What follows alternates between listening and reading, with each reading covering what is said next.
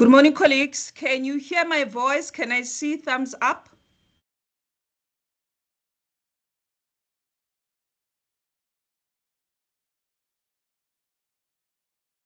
Okay, I see the thumbs up. Good morning, practitioners, colleagues, and everyone joining us today for this webinar.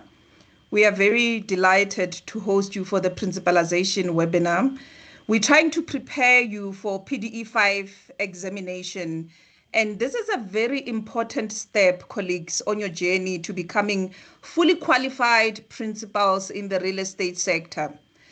My name is Naledi Mphahlele. I come from the transformation and also for stakeholder. And today's session is designed to give you practical knowledge, guidance, and encouragement because we're going to prepare, on your pathway to principalization. And I want to say thank you, and we appreciate that you are committed, and you are committed in continuing to learn. And this is a conclusion because some of you started as candidates, property practitioners. You went through your NQF4 and you went through your PDE4, now your NQF5, which allows you now to sit for PDE5 examination. And, today it's about taking the time to invest and take on the interactions and the knowledge you're going to receive from our speakers so that we continue to grow. Let us make this productive and inspiring session. We want you to engage in a friendly manner. Take your questions down. If you have any questions for the speakers, the hands, we see the hands. We are not going to take the hands now. We're going to allow the speakers first to speak. Then we will unmute everyone. But those who have comments, you have questions, you are welcome to use the chat box and the Q&A space. So colleagues, today I'm not alone. I am with Clive Ashpole. Some of you who've been in the industry for long, you know Mr. Ashpole. Mr. Ashpole is an admitted attorney, notary and conveyancer. He used to be an executive manager in the education and training when it was EAB, the Estate Agency Affairs Board.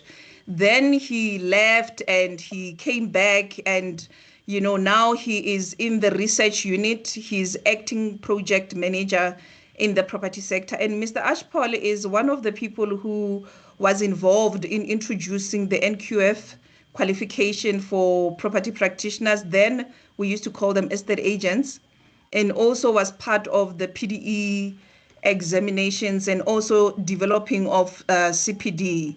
So he's been a role player and an important stakeholder, and he cares about the industry, and he comes with extensive experience with this.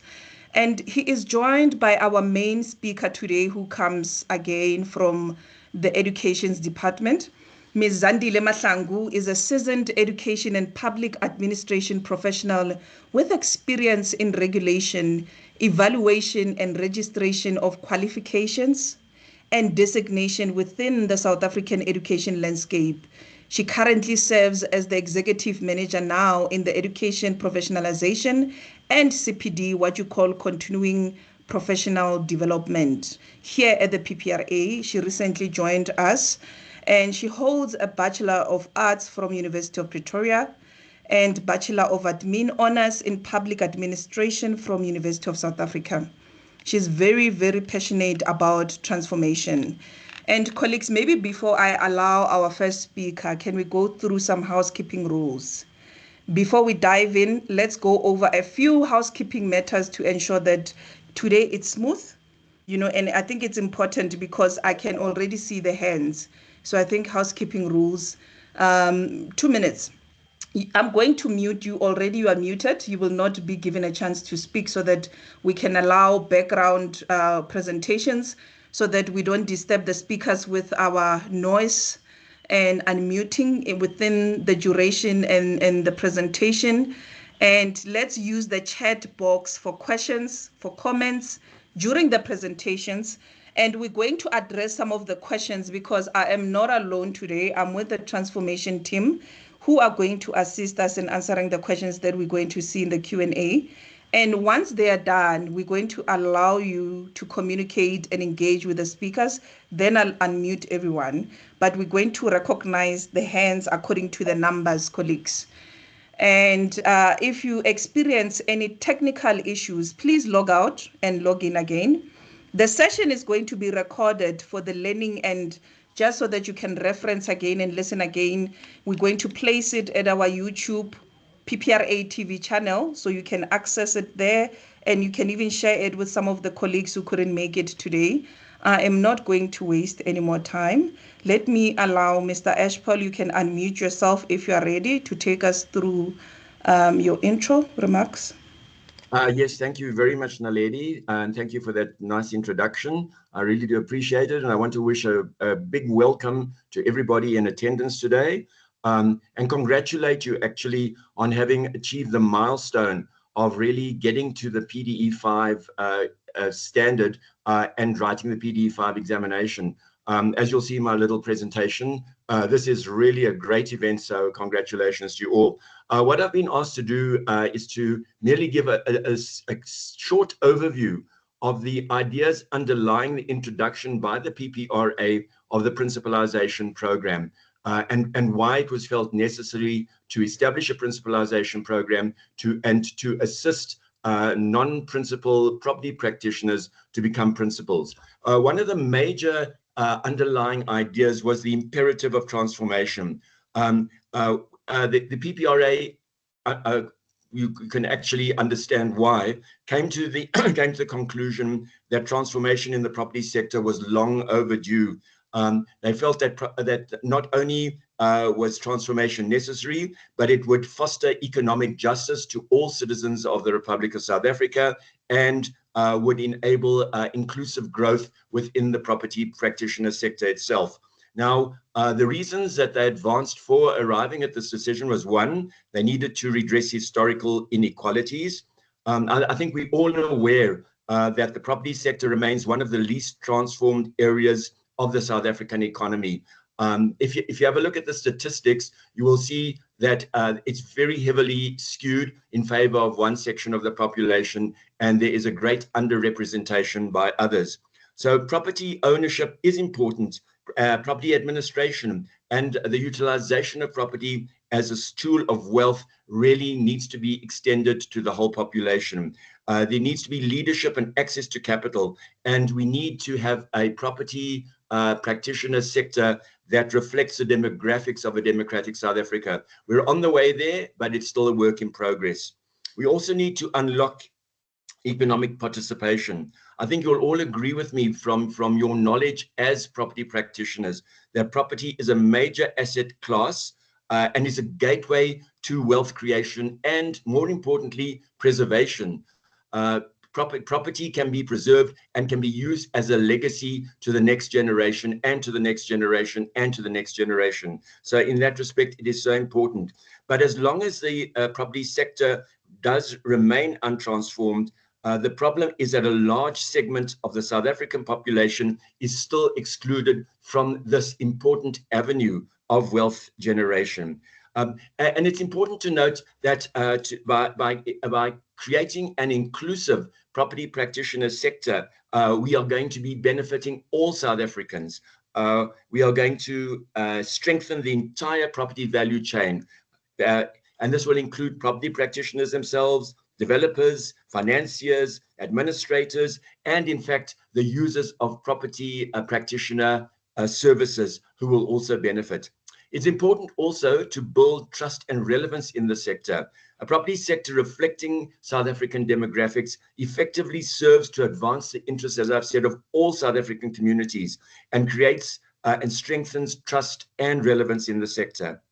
It's become more apparent, and I think increasingly so, that property practitioners who want to achieve success must increasingly better understand and accommodate local interests and dynamics. These can no longer be ignored, and if they are taken into account, you are actually going to make yourself a successful property practitioner. We also need, through the Principalisation program, to stimulate innovation and growth, and that is one of the major aims of the program as well. The application of diverse perspectives within the sector will result and already has resulted in the adoption of fresh approaches to such overlooked areas as the provision of formal housing for all, and the emphasis there is on formal, more effective and efficient land use, sustainable community development, and, as I previously said, the generation of legacy wealth, which is such an important component of the property practitioner sector.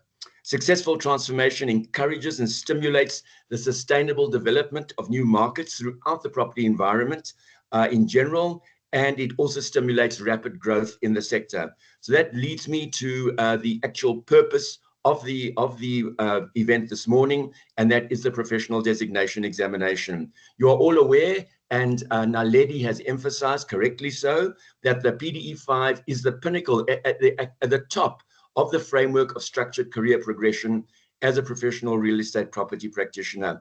Once you've passed this examination, and I'm confident that all of you that are listening to me this morning will pass the examination, you as a professional property practitioner will be able to gain access to many different opportunities within the sector. There are a variety of opportunities that even practicing property practitioners are not aware of.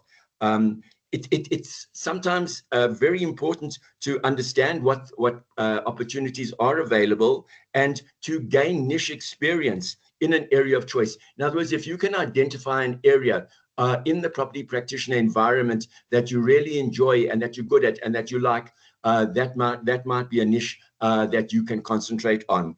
The broadening of scope not only enhances prospects for financial and reputational success of property practitioners, but just as important, contributes to and ensures increased sector resilience at all times.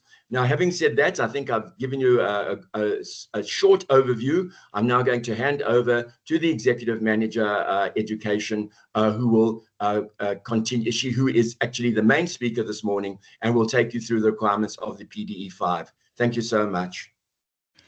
Thank you, Mr. Ashpaul. Thank you for that brief intro. We appreciate. For now, we're going to have our speaker who are going to give us the tips and, especially going to the exams, she's going to go into detail on that. Ms. Zandile Mahlangu, if you're ready, you may flag. Thank you so much. Good morning, colleagues.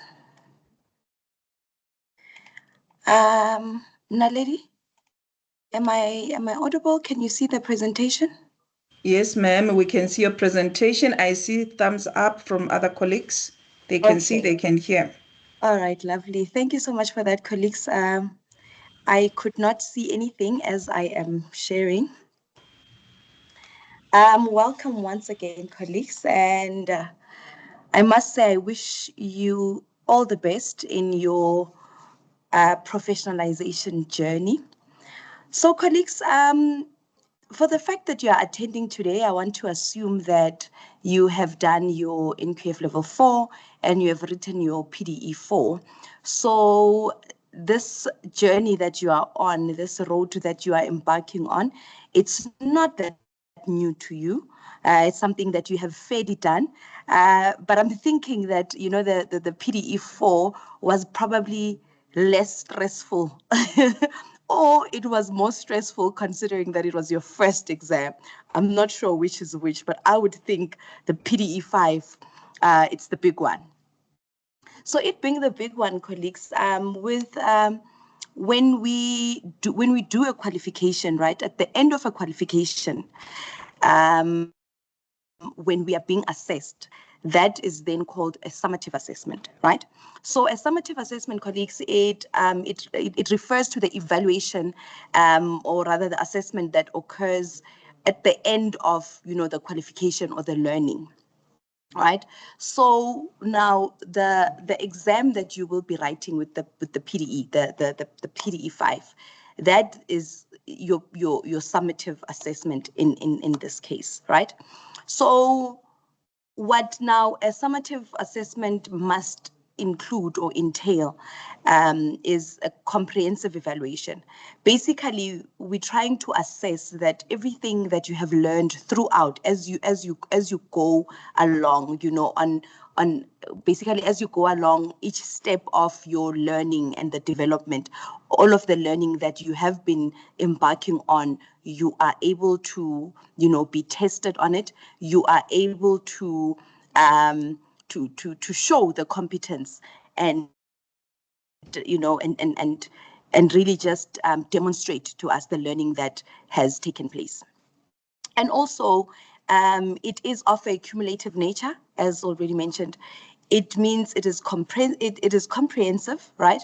So it includes all the learning that you have been doing, and also it includes, it is cumulative in that everything that you have been doing in your PDE 5 will be assessed, but also there might be, just small little, bits and pieces that you might have, done in your PDE.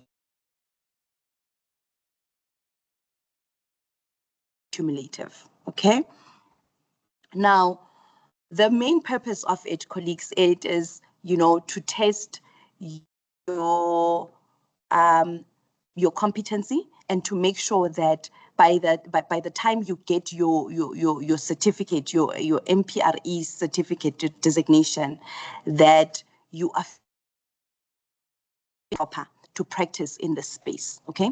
As Clive has already mentioned, colleagues, we are in a sector that is very lucrative, but also it involves people's monies, it involves people's livelihoods, it involves people's futures.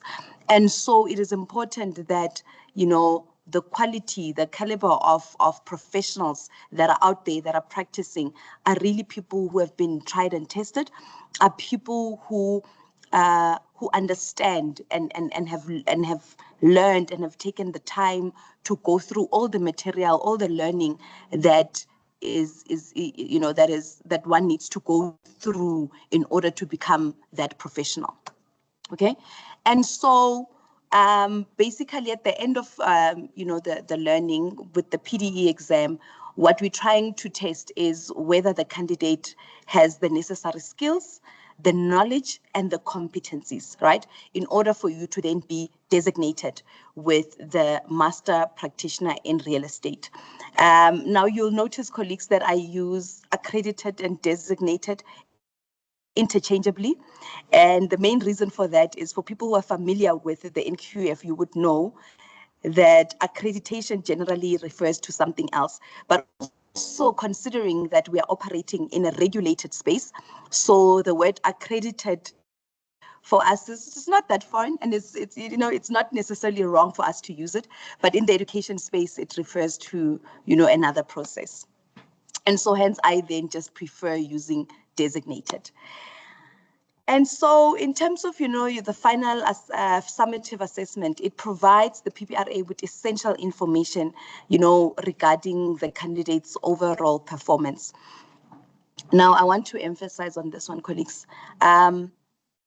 For people who are professional property practitioners right now, our full status agents, it means that you have been doing your CPD, right? So the reason again why we want to test and assess in terms of the PDE 5, we're also trying to identify gaps, colleagues, so that we are able to know in terms of the CPD material that we then prepare for our practitioners. We want to know what areas are people struggling with, right? So that then we can try and fill those gaps in with the CPD material that we prepare and make sure that, the practitioners that are practicing out there, they are up to date in terms of the information that they have, and they understand the trends and the markets, and all those things that are important in the property sector. Now, again, in terms of the PDE itself, colleagues. Now, it being the final assessment, it means now, and this is really just a call for you, it means that the stakes are high. I know that a lot of people will come and register for this exam, and they already have their plans in place. They want to start operating their own practices. They want to, they already have people probably that they were in the process of recruiting, and they're really just trying to set up their own practices. And so I cannot, emphasize then, the stress that I can imagine that people then go through, because it literally feels like, that last chance, so to speak. And I suppose hence in my opening remarks, I said this is probably the most stressful one because the stakes really are just that high for a lot of people. So now, in terms of the significance, colleagues, of this professional designation, is it serves as an important accreditation, because when you go out there into the public, when you go out there to service your clients, people want to know that indeed you are certified, indeed you are qualified to service them in the way that they need to be serviced. People want to know that indeed you have attained the necessary skills, you've got the knowledge, and you've got the competencies, right? And so when you write the exam, colleagues, just so you know, it might be a bit difficult because we're trying to test exactly that, right? And so you will notice in the PDE5 exam that there's always a lot of emphasis, on the laws, that are important for, the properties sector. You will notice that we are focusing a lot on, market-related questions, but we also want you to be able to identify and keep to, and keep updated, so to speak, in terms of the trends, and just understand a bit of accounting. Basically, it tests one's managerial skills, colleagues. So as you prepare for it, please keep that in mind.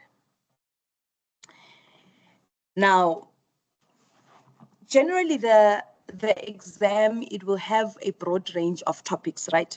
And the topics that we try to include in that exam, colleagues, are the kind of information that one would need to be successful as a principal, right? It's the kind of knowledge that you're going to need to be operating your own firm.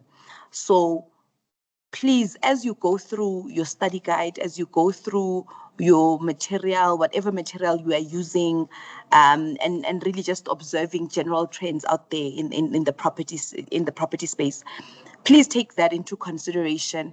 Understand, what the difference between the PDE4 and the PDE5. Understand the kind of, or rather the level of knowledge, the level of competence that we're trying to test, and that we're trying to, I suppose, develop in our property practitioners. Okay. Now, after you pass, colleagues, the PDE5, right? Just understand then the importance, or rather your contribution, in this space. And what I'm trying to say by that is, when you are principal, colleagues, as you would know, is you will then be in a position where you've got candidates who are now operating under you. And so you'll be in a position to impart a lot of knowledge, on the candidates. And so when we say the stakes are high, that's what we mean, in that you now become one of the people who are influencing the property sector, right? And so more than anything, we want to make sure that whatever it is that we are trying to, develop in you as a principal, it will be the kind of information, the kind of knowledge, the kind of skill that you will be able to pass on to those that you will be mentoring. But also it is the skills and competencies that will make you succeed, that will help you as you grow your business. Okay. And in terms of the summative assessment, colleagues, really it is just intended to validate the fact that candidates possesses the necessary competencies to effectively and efficiently perform their professional duties, right? Now, colleagues, this part is really important, because more than anything, we are trying to move away from, having people approach the PPRA complaining that, there's a property practitioner who I was working with, and, this is what the property practitioner did. he or she ran away with my money, or the deal fell through. It's like this person didn't know what they were doing, and so on. And so that is really just the main purpose, the importance really that we're trying to drill into our property practitioners, is so that they understand just how important their role is going to be, or is actually, in the property sector. Now, colleagues, I don't really want to go through each and every point, point by point, as I know for a fact that this presentation will be shared with you. But I want us to, maybe as the person who will be in a position to, or rather one of the people who will be developing the question paper, maybe we can, I don't know, give you some hints and talk about that. So as you prepare for your PDE5, colleagues, it is going to be important that you understand the format of the exam of the exam paper, right? And then and content area questions. Now, what that means is, for the PDE4 and the PDE5, I want to maybe point this part out. PDE5 will have more what do you call it? It is most likely to have a longer question, or have the section count more marks. The section that is on your case study, right? Case study questions, when it comes to PDE5, they are very important. More than the PDE4. In the PDE4, yes, you will find case study questions, but not as much, right? In the PDE4, I'm sure, as you have noticed, it will be your multiple choice, the match columns, and such questions. But with the PDE5, and I suppose it's because of the level at which it is at, the case study questions, they become very very important. So as you prepare, please be mindful of that, right? And again, the PDE5 is an open book question paper. So, but with that, colleagues, I know sometimes this is something that we get wrong, okay, or something that I've struggled with in the past. It being an open book question, colleagues, please do not underestimate it, because I can tell you now, PDE5 is the study guide. If you have the study guide already, you will see it's quite thick. It's got a lot of chapters in there, right? So when you prepare for it, colleagues, make sure that you have started to jot down the important sections or highlight them. Make sure that you have started thinking around the important sections, and just understanding how you will how you can shorten them, how you can summarize them, and how you can explain it to the next person, so that when you encounter those questions in the exam, it becomes easier for you, okay? Now, and organize your material, colleagues, right? Another tip that I can give is, for example, questions or maybe sections that deal with finance, your accounting kind of thing. Maybe, have a way of putting those together, summarize those together. And questions that are around maybe just management, a bit of HR and so on, maybe summarize those together, so that as you go through the question paper, you know where you're going to find what, right? And familiarize yourself with the contents. Know what is in chapter 1, know what is in chapter 9, so that you don't find yourself paging through the study guide like for 30 minutes, when you could have really just been going to that specific chapter and getting the answers that you need, and then you populate on your question paper, right? Try to practice, colleagues. If there is a colleague of yours who will also be writing the PDE5 with you, maybe have a session, where you two go through the content, so that you get to understand what it is that, maybe you might be struggling with. And then you go back to that and you practice it a bit more, okay? Focus more on the things that you know that at this point are not your strongest, so that you practice it, and then by the time the exam comes, you have mastered it, okay? Now, time management. Colleagues, the exam opens at 8. Okay, on the day of the exam, it opens 8 a.m. Okay, and then we close it at 1 p.m. Colleagues, we do not accept any late submissions. It will not be marked. Whatever explanation you will have to provide, we will not accept it. I can tell you now, we will not accept it, right? More especially because all this information is always communicated in terms of the time allocation.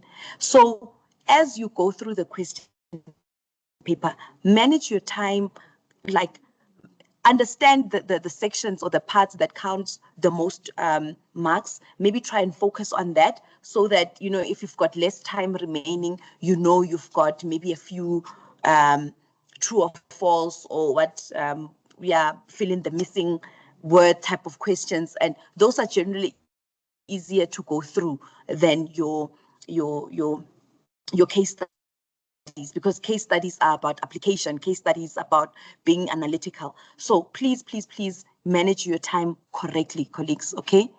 And summarize key concepts. This is going to be very important. As I've already said, the concepts that you feel you are struggling with the most, please try and summarize those. Sit down, you know, sit on it, think about it, understand it in such a way that even if the question is to be asked in a way, you know, where maybe the assessor is trying to confuse you, but so that you are able to see what is actually, so that you are able to analyze the question and apply, you know, some critical thinking, you know, to how you approach the question, okay? And engage in active learning. I must say, I actually like the fact that we are dealing with practitioners who are already out there, who are already working, you know, agents.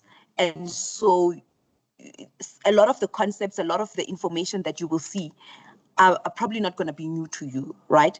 And so it means that some of the situations you might have dealt with, and you'll find that even the case study that you have been given, it's something that you have seen, it's something you have experienced, it's something that you have maybe even personally dealt with, so which is great, right? And I suppose it might be easier for you in that sense, right? So, but engage in active learning. If there's anything that you're not sure of, do ask, you know, go through the study guide and be very proactive, colleagues, please. Right? Now, unfortunately, life happens, you know, and you might find that on the day of the exam, things just decide to go haywire on your side. Colleagues, please try to stay focused and calm. Please make time, put time aside for this exam, sit on it, work on it. If you're very focused, if you're calm, I do not think you'll need, you know, to write from 8 until 1. If you start with it in the morning, before you know it, you'll be done, then you can submit. And the earlier you submit, the better. Try not to get too anxious about it. Try to relax, colleagues. I really wish for, you know, everyone who registers for the exam to actually be in a position where they can write and submit on time, all right? So that we mark all the scripts and there are no scripts that we are returning, right? And review the study guide, colleagues, you know, as you are writing there, it's okay, it's an open book. Go through it, understand, make sure that your understanding is, you know, of concepts is you know, it's actually correct and is what's being asked in the exam itself, okay? Stay healthy, well, colleagues. I'm not sure if you need to be told this, but please rest. Please, please rest, okay? Now, create a study plan. Colleagues, we're going to open the exam in October for registration, right?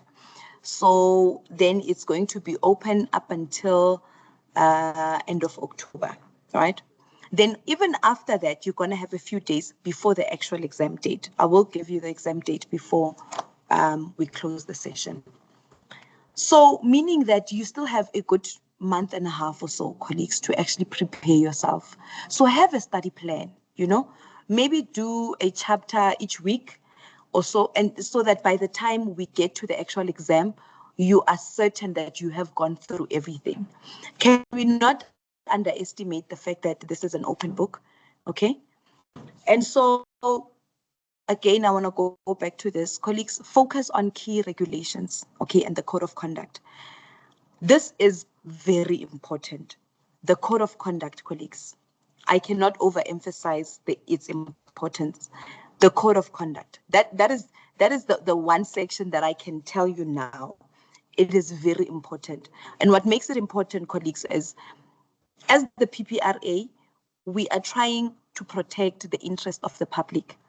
And so the best way that we can do so is to make sure that our practitioners are well trained, our practitioners understand the mandate that they need to carry out. Our practitioners are fit and proper, and they understand their role. They understand also how to protect their clients. So please, the code of conduct, colleagues, okay? And also understand our new regulations. I suppose they are not that new anymore, but for the fact that we don't have any new regulations, they remain new. So focus on, the Property Practitioner Act of 2019 and the regulations of 2022, okay? Please go through those, okay? And stay positive, colleagues. After that exam, I'm certain we're going to have more principals in the sector. So I do know I have gone through this. Generally, this presentation becomes, it looks like a bit of a repetition, but it's because at times our sessions are maybe more engaging, so it allows for questions in between, then we get to re-explain certain things. But go through the study guide, colleagues. I hope you all have the study guides. Go through it, and you will see that in the study guide, it has got like sample case studies and so on. Please go through those as well, so that you just get to test your analytical skills, so that you get to test, your application skills. So please do that, okay? And really, the purpose, colleagues, is to develop that critical thinking skills in property practitioners. So yeah, go through each and every section and see how best you can apply it, okay? And try to structure responses as well as you go along, as you read certain chapters. Try to think outside the box, the kind of questions that you would get around a certain topic or around a certain issue, right? Now, focus on ethical considerations, right? Colleagues, review the applicable laws and regulation in respect of the case study. This is going to be very important. The moment you go through a case study, just know, chances are the answers that you need for this, you're going to find it in the code of conduct, you're going to find it in our regulation. So just go through, those pieces of that piece of legislature, so to speak. But those documents are going to be very important for you, because that is where most of the answers are going to be, okay? Colleagues, review and reflect after you've practiced some case studies, and then just go back again and check. And this really, you'll be doing this as you prepare for the exam. Go back and check, what parts you are still struggling with, what it is that you still need to read up more on, what it is that maybe you don't understand as well as you thought you understand, right? Sometimes we think we understand something, but you find that we don't quite know how to apply it, in a case study. So please focus on that, okay? Now, colleagues, I wish you all the best as you prepare for your session. If you've got any questions leading up to the exam, if there are things that you are unsure of and you maybe want to get some clarity, as the PPRA, we are here. We want to help. We want to assist. We want to make sure, colleagues, that we are able to produce property practitioners who are confident, who are knowledgeable, and who are what do you call it, experts in their space. Colleagues, I think I want to leave it there for today for my presentation. If there are any questions, I am here. We can go through the questions. Thank you so much. Thank you, ma'am. Thank you so much for the presentation. I think those were interesting tips, and I think the practitioners are going to benefit so much from that. I'm going to go through the charts. I saw a question while I unmute the hands. I have a question from Antoinette. Good day. Will there still be scope in the future, near future, in our country's economy as well as political agendas for agencies and agents to focus on property, referring to the Expropriation Act 2024, number 13 of 24, which was signed into law by President Cyril Ramaphosa in January 2025, and any other laws or bills that might be passed in the future. How does this affect us? Mr. Ashpol, are you still in the room today? Hello, yes, I'm Naledi, I'm still here. I think that's a very, very interesting question, and, and it leads me to the study material. If you have a look at the study material, you'll see there are various risks that an estate agent or a property practitioner needs to face. And one of the risks is a legislative risk, which is the risk that that has been referred to. It's nothing new. There's always been this legislative risk, and in my humble view, that it will not in any way affect the services that are rendered by property practitioners or the nature of the property practitioner sector. But true, one needs to be aware of these things.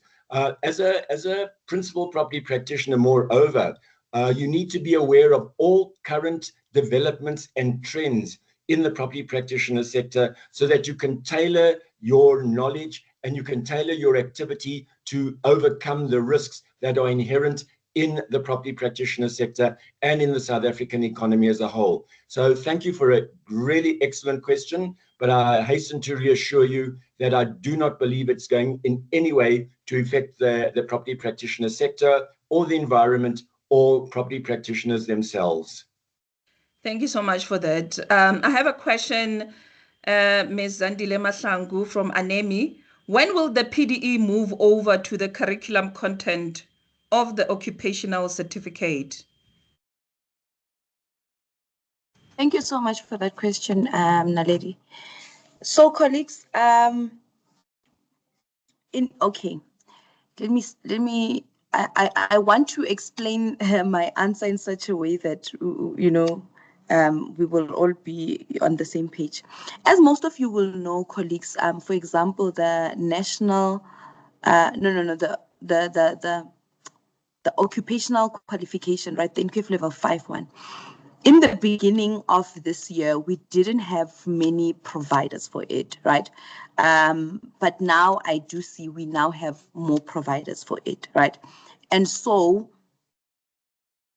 we were running a risk of moving over the material or the content of the PDE 5 to that qualification when there are no providers for the actual qualification, which was then going to mean that we are testing people on a qualification that they're not able to do, right? So then we needed to give it some time up until people were able to actually enroll for this qualification, right? So we will be moving over sometime next year, right? But before we move over, colleagues, we will make sure that we get to have, sufficient time where we communicate this information, right? So that all the property practitioners are able to prepare themselves for that move, okay? So for people who have already done the qualification, and really, colleagues, maybe you can even share this information with your colleagues who might not be here today. For people who have done the qualification, but have not written their exam just as yet, it would be great for people to, write the exam as soon as possible, please, right? So that by next year, when we completely phase out this national certificate and we move over to the occupational qualification, we don't have people who are still, stuck behind, because then that is going to create a bit of a blockage for us.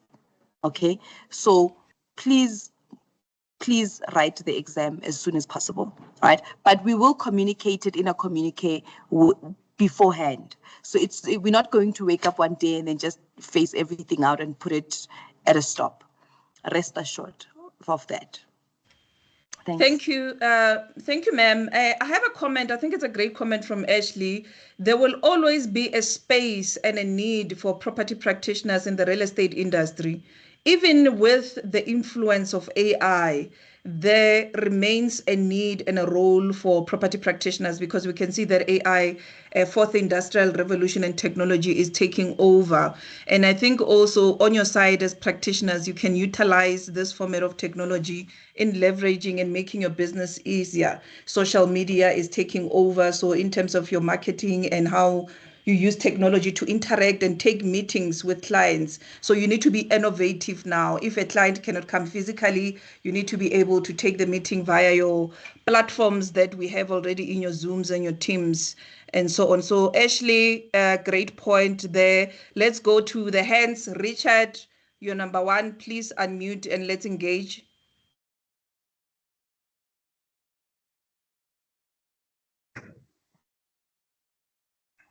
Richard, I'll come back to you when you sort out your microphone because I gave you colleagues, I gave you access.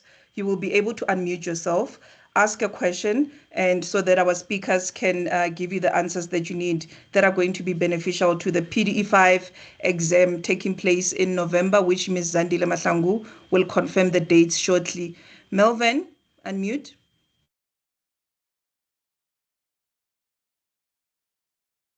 Melvin.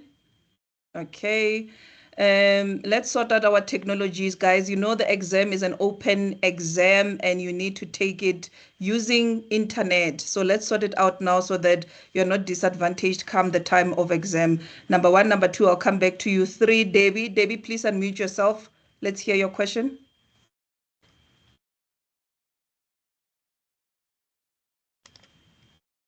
Colleagues, can you hear me? Maybe no one can hear me in the meeting. Can you hear me? Yes, Debbie, I can hear ma'am. you. We can hear you. Thank you so much for confirming. Debbie, come through. Yes. I'm here. I'm listening. You raised your hand for a question. Oh, sorry. I didn't mean to do that. Oh, it's okay. No problem. I will lower your hand. Let's go to Edwin.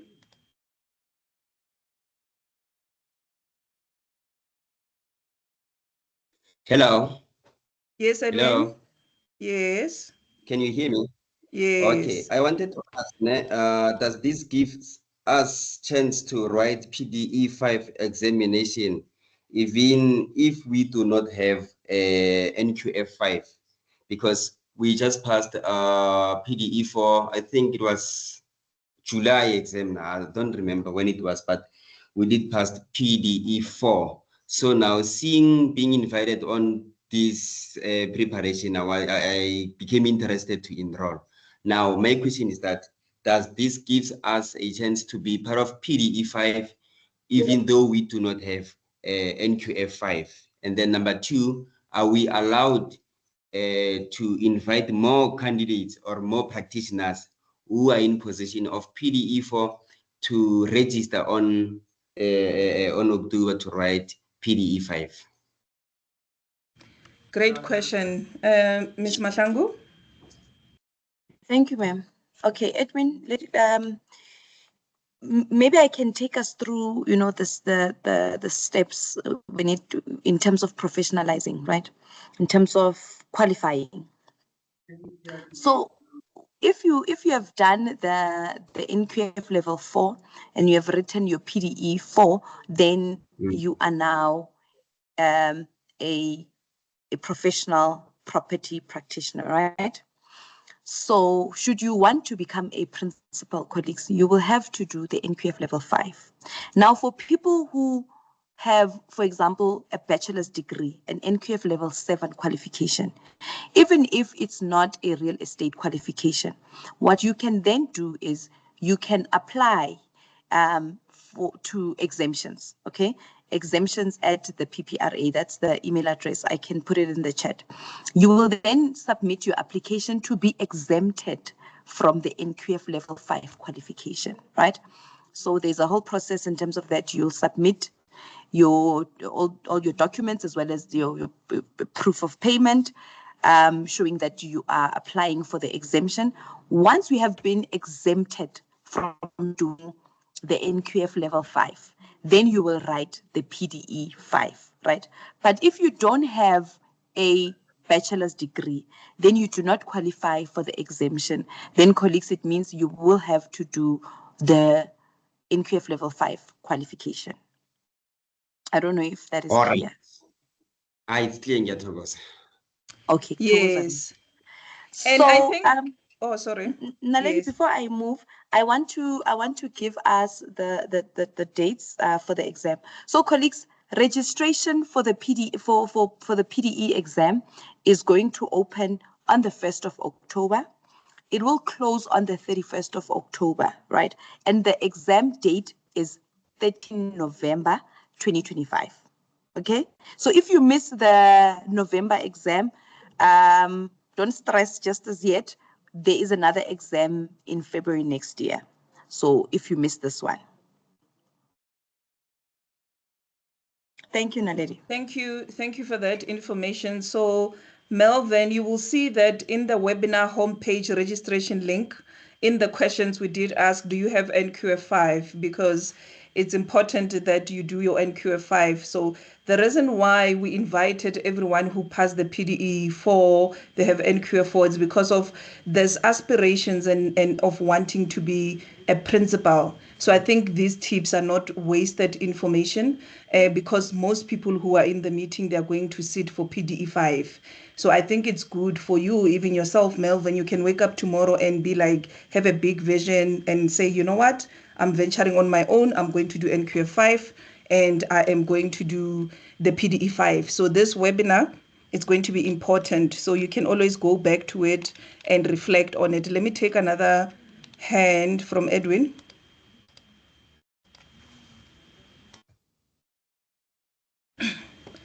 Edwin, I'm going to pass you. I'll come back to you. Peter. Sorry. I forgot to lower my hand. Sorry. Apologies. Okay, Sam. Hello. Hello. Okay, wait, Sam. Sam, wait. Sorry. Peter, did you manage to unmute? Yes, I am. Can you hear me? Yes, please ask. It's nothing to do with the PDE 5. I'm just wanting to find out because I've got agents. Maybe you can email me an answer or something. They've done the QC20 qualification. They can't seem to be writing this EISA exam because it's a nightmare, and then hence they can't write the PDE 4. What can we do in this case? I mean, they've completed their QC2 qualification last year, September already, waiting for accreditation. It's over a year and a bit now, and they're still waiting, and they can't write their PDE 4. I know it's not the right platform, but I thought I'd just ask the question. Okay, let me see if our executive can be able to take a bite because it's an external issue. Ms. Mahlangu? Thank you so much, Naledi. Just for clarity, Peter, so you're saying they completed their qualification when last year, November? That is correct, yeah. So they've been credited with the training academy and everything. So they've all been accredited, but they can't write that. They were supposed to have written today, I think the 19th of September, and the exam now was cancelled on Monday or Tuesday. The EISA, whatever the exam is called. Okay, you know what? I have noticed, and by the way, we are in talks with Services SETA as well, right? Because on our end, colleagues, as you would know, as a professional body, we do not, well, as a professional body and a regulator, we do not own any qualification, right? But because when we were developing our qualifications, we were working closely with the Services SETA, since we fall under the Services SETA, ambit. So we work with them and the QC2O, and I do know that with these occupational qualifications, colleagues, and I'll be honest with everyone, they seem to be experiencing some teething issues with regards to the ASA centers, because remember that those centers need to be accredited, so they need to accredit those centers so that the centers can run the exams, so to speak. And I also heard that today's exam was cancelled. But to be fair, also there were a lot of people who were not sure that they're actually supposed to write, because I feel in terms of the communication also, there wasn't sufficient communication, you know. So I think on their end, they're trying to fix that. Can you give us some time to also try and engage the services SETA, and we will try to, you know, issue some sort of communication and just communicate, you know, with the property practitioners and explain to them what is happening, right? But to be honest with you, qualification issues unfortunately do not, you know, fall with the PPRA. But we do want to assist because we understand it is an important component, and it's something that you guys need to be done in order to comply, you know, with our requirements. So hence we are actually putting ourselves in that position where we also want to find out, we also want to be in the know, so we can communicate with you guys and inform you guys of, you know, any and every change there might be.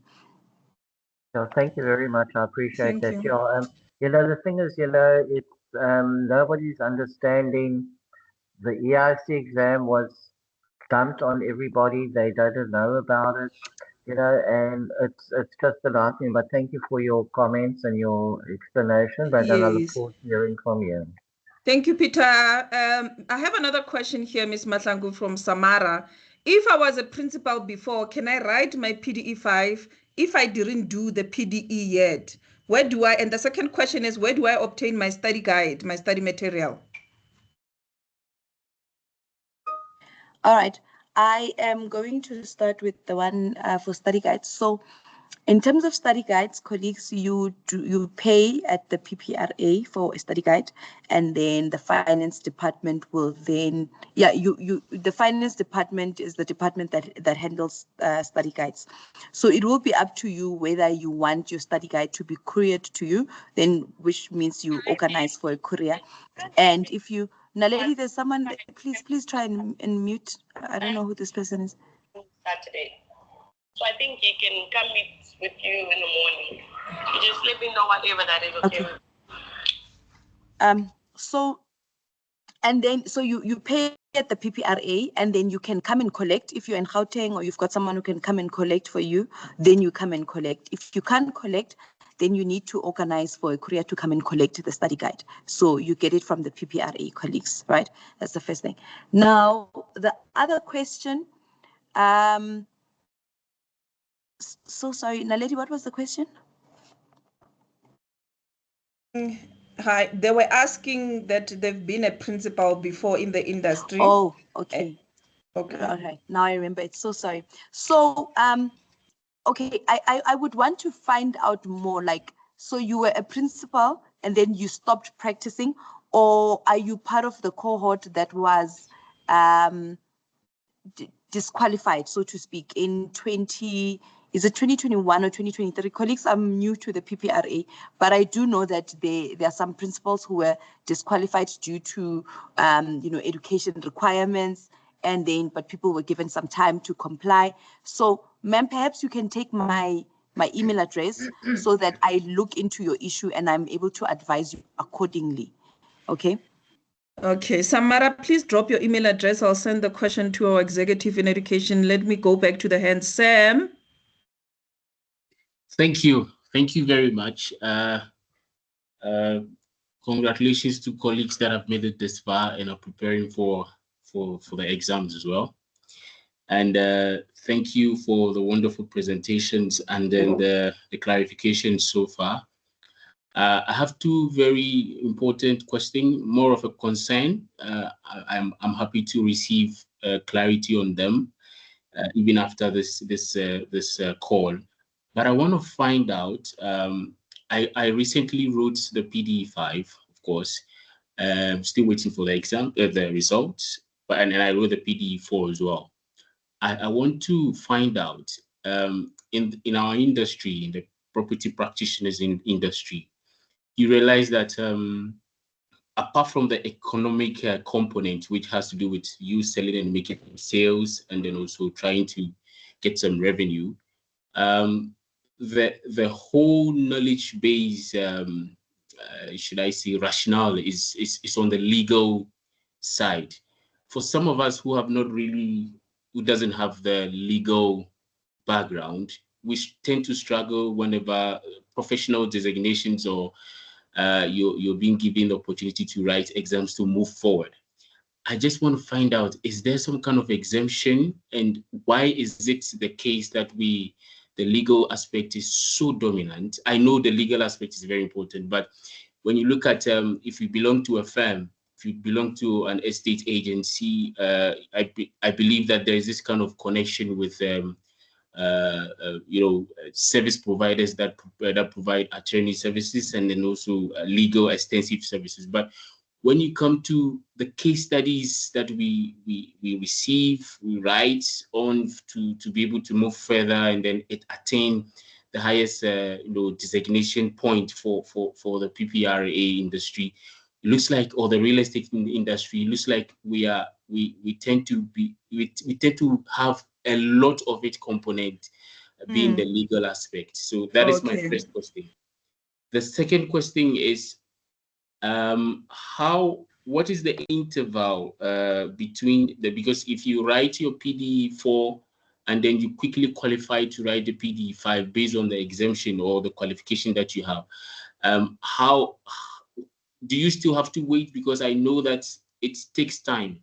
Do you still have to wait maybe a year or two, or you can still get your principalization, let me put it like that, within a space of 6 months or a year?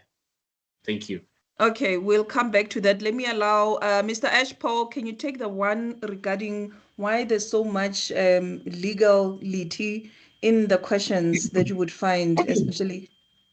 Look, the study guide, the PD5 study guide, really is a manual on how to conduct business as a property practitioner, and contains not only legal chapters, but also economic chapters, accounting chapters, and general chapters on the maintenance of trust accounts, how to run an estate agency practice. So property practitioners who are acting as principals have a variety. There's a whole gamut of knowledge that they need to have in order to be able to run the practice effectively.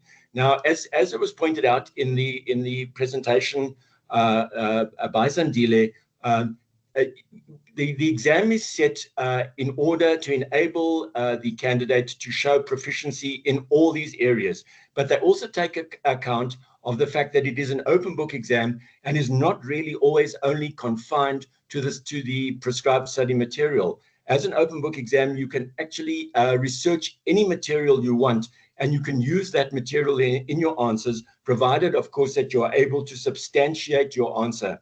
So the examination itself is not really, let's call it legal centric, but it deals with all aspects of property practice that a principal practitioner needs to know in conformance with the study guide. As I say, one of the things that was emphasized as well is that you do need to keep up to date with developments. Say, for example, there is a question on transfer duty. Now, we know that transfer duty changes from time to time. So if there's a question on transfer duty, it is expected of the candidate to give the current position regarding transfer duty and not the position as it might be set forth in the study guide. Because the study guide will normally say, this is currently the transfer duty, and the transfer duty can change over time. And the same principle applies to all the material contained in the study guide. So as a property practitioner, you need to be aware of the fact that it is your obligation and your duty, in fact, to keep aware of changes, of developments, of what's happening in the sector. And when you do the exam, to update the material, even on your own, provided, of course, you can justify it. I'm not, as far as I'm aware, there's not a concentration on the legal aspects, but maybe Zandile can talk to that.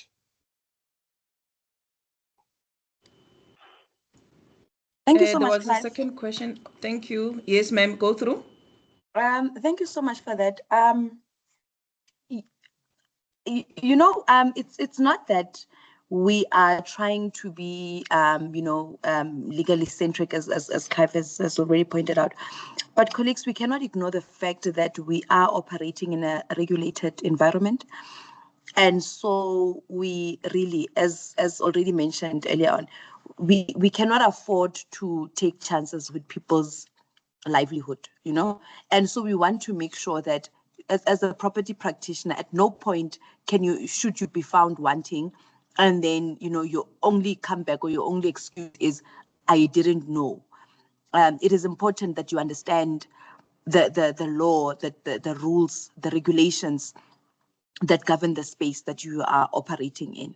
And so it is for that reason that, rest assured, there's never going to be an exam, a PDE exam, where we are not asking about the code of conduct, the regulations, and so on, because we firmly believe that those are things that you must know.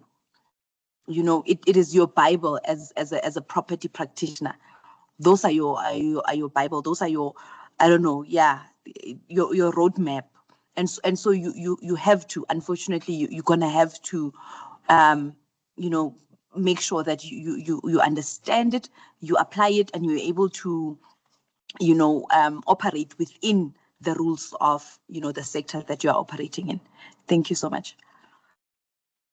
And the question on intervals, how long can one be a principal upon writing exam immediately? I think it was the same question from Sam. Okay. So in terms of the exam, unfortunately, I know some people would have maybe submitted for an exemption, and then you get your NQF4 and NQF5 exemption at the same time. But with the exam, you cannot write both exams during one exam sitting exam, colleagues. So if you wrote your exam, say you wrote your PDE4 now in August, you are more than welcome to write your PDE5 now in November. You can register for it and you can write for it. So there is no time limit or an interval and an expected interval, so to speak. So you can write if and when you are ready. Thank you. Thank you, colleagues. I am going to just give me a minute, colleagues.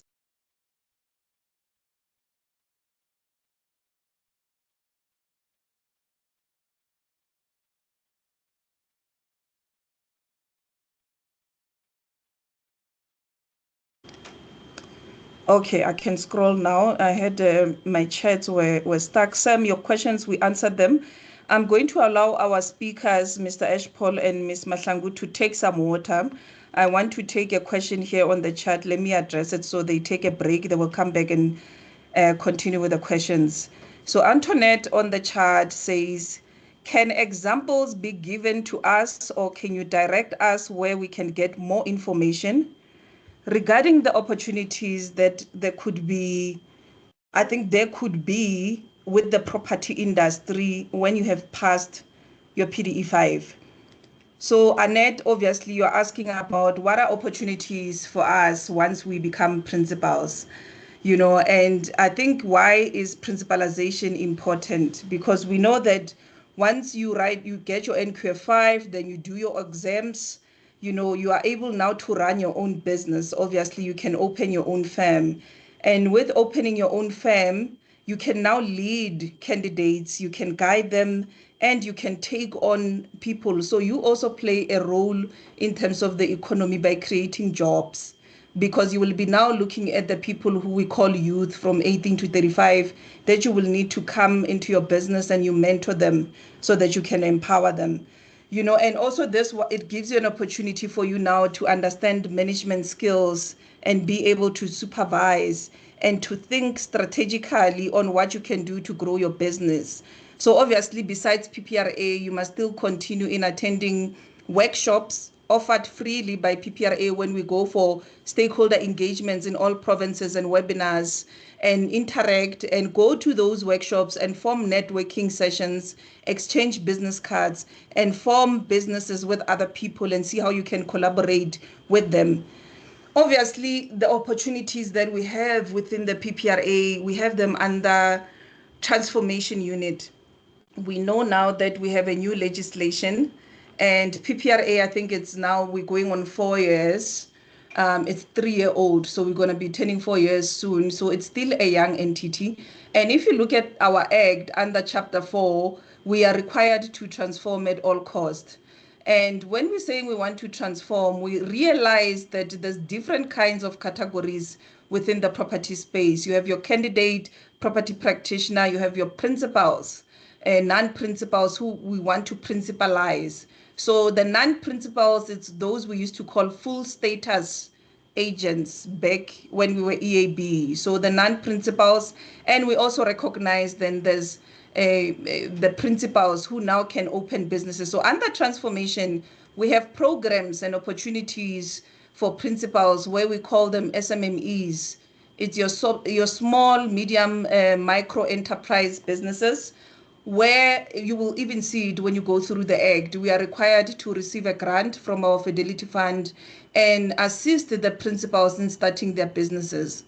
And obviously, in the selection, we're going to ensure that we take principals who are compliant, principals who are passionate about the sector, principals who want to also empower other people and young people and transfer the skills, principals who want to collaborate, principals who will one day give back in the economy, because the transformation model, it's a cycle. You start as a candidate in a one learner, and you grow up and you become a full status or non-principal. Then you own your business, you become a principal, and PPRA assist you with a grant and support you in mentorship and coaching and networking sessions and, educational webinars and knowledge. And when you're now standing on your own, we want you now to come back and give back and take on and become what we call host employer under the transformation unit. Then when we say we have learners, depending on the size and the space of your office, can you assist us in hosting these learners and show them on the job training? We obviously know that they have to go under NQF4. So we also sounds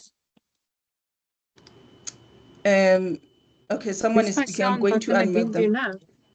I'm going to unmute them. Sorry about that, colleagues. Let me see who's speaking.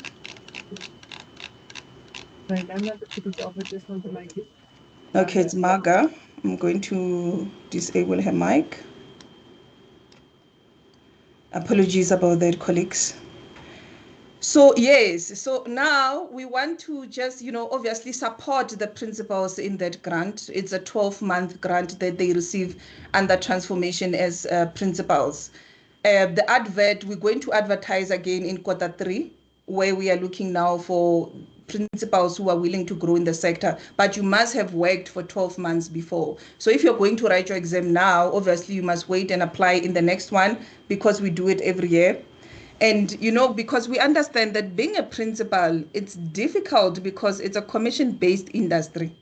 And you need the tools for you to thrive and succeed. You need your marketing, you need to advertise, you need transport to go and view, you need your business cards, your brochures, your banners, you need social media, you need resources, you need laptops, you need cell phone, you need data, you need Wi-Fi, you need branding of your uniform, so we do understand. So I think, under the CEO, why she's supporting these initiatives is to ensure that at least let us give you a start. Obviously it's not the whole arm, it's just to say, start here, and obviously you would have built stock, you would have built networks, you would have, because advertising on Property 24, it's important, and we know it's expensive. You would know as practitioners working on the ground what they would charge. So those are the fees that PPRA is trying to assist practitioners in those opportunities, right? So obviously I'm not going to talk much about the one learner, because today we are principalizing. Today we want you to move from being a non-principal to one day opening your firm. And also, I think just look out on social media when we're going to advertise for other webinars where we're talking about if you're a principal and you want to hold a trust account, or if you want to be exempted from a trust account, because now the Act under Section 54, it allows principals to have option, And I think, just to report maybe on the stats so that you can see that there's a lot of people who are passionate about the industry. We are in 25-26 financial year end, because the PPRA financial, it starts from March to April in the next year. So we already have 33 principals that we have enrolled And I'm talking transformation only. It's not the whole South Africa and the whole number of principals within our registration stats. I'm focusing only on, as we're speaking, opportunities. I'm still answering the question of Antoinette. So it's 33 principals that we have who have been enrolled for PDE5, because we're getting funding from Services SETA. So Mr. Ashpol is working closely as well with the education to ensure that they can come and sit for PDE5. So to date, for now, people who have said who are principals is 33. And we also have those who have already written PDE4 and now already passed the NQF level 5. And those numbers are 35, and they are already ready now to sit for the level 5, the PDE5 exams. And colleagues, to note, these are not just all principals in the sector. We know there's quite a number. I'm focusing only on what we are trying to do in transformation, and I'm answering the question of, why must I be a principal? What are the opportunities for me? What am I required to do? Because transformation, colleagues, it takes you, it takes me. We have to do it together, and we want you to continue to be passionate. We don't want you to leave. And if there's challenges, our departments are always available to come and assist you to make the process easier. So I was trying also to give our speakers time to go and drink water while I was answering that question. Let me see if I still have hands. Tilo, please unmute. Thanks, Yes. Naledi. I was just checking. So we just started the Principalisation program like a couple of weeks ago. When can we write the PDE5? Sorry, ma'am, you applied for? We are on the new Principalisation program. Which one? The franchise or for SME? the PDE5. Oh, okay. I think, Mr. Ashpol, do you want to maybe update us on that, the modules you're busy with and the PDE5 principalization we're onboarding? We're busy with the modules now, and we hope to start presenting the modules for the PD5 during October, during mid-October, and then it's going to be October, November. Then we're having a break in December, January, then February, March, and there'll be two modules presented per month. One module every 2 weeks. So is it possible to write in February? You'll probably have to write in May. If we're ready, can we write in February? If you feel you're ready, of course you can write in February. But if you want to complete the whole program, we're aiming at entering people for the May PDE. Okay, thank you. Thank you. Thank you so much. Ronelle is our last hand. Good morning, Ronelle, everyone. yes. Thanks, Naledi. Morning, colleagues. A very quick question for Zandile. I just want to know, do you have a list of accredited providers for OC NQF level 5? When I requested that from Services SETA, they couldn't provide it, and we should go onto the occupational QCTO website. There's actually, it comes up as 0 when you search for the qualification. So you say there's quite a bit more people that's accredited. It will be very helpful if you can provide us with a list, because then we at least know where to send the principals to. Thanks, Andile. Hi, Ronelle. So in terms of providing you the list, right? I am more comfortable with going on the QCTO website for you, okay? And then giving you the link, right? A link that is literally going and make sure that all the providers appear. And the reason why I'm saying that is I do not wish to be in a position where I gave you a list and there's a provider or two that is not on that list, because it can get me into trouble as well. Then it can easily seem as if we are not recognizing that particular provider. And I prefer the QCTO list because I know it's up to date and it's current. So I commit to going on the website for you. Yeah, I commit to going on the website for you. Yes? Okay. Sorry, No, when I search under that qualification, nothing comes up. I've even downloaded an Excel spreadsheet and do a search like that. I couldn't find any.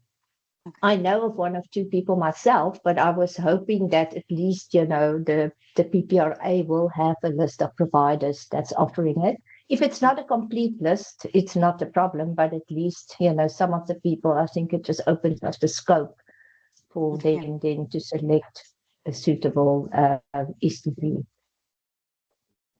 Rona, I'm actually surprised that the services SETA was not able to, give you a list, because they have provided me with the list not so long ago.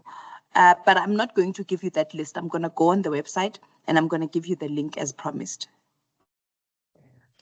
Yeah, they said it's a popular thing, and they can't provide me with the list. So I'm not sure why, because it's never happened before. But yeah, that's the message I received. Thanks, Andile. Okay. Thanks for the list. All right.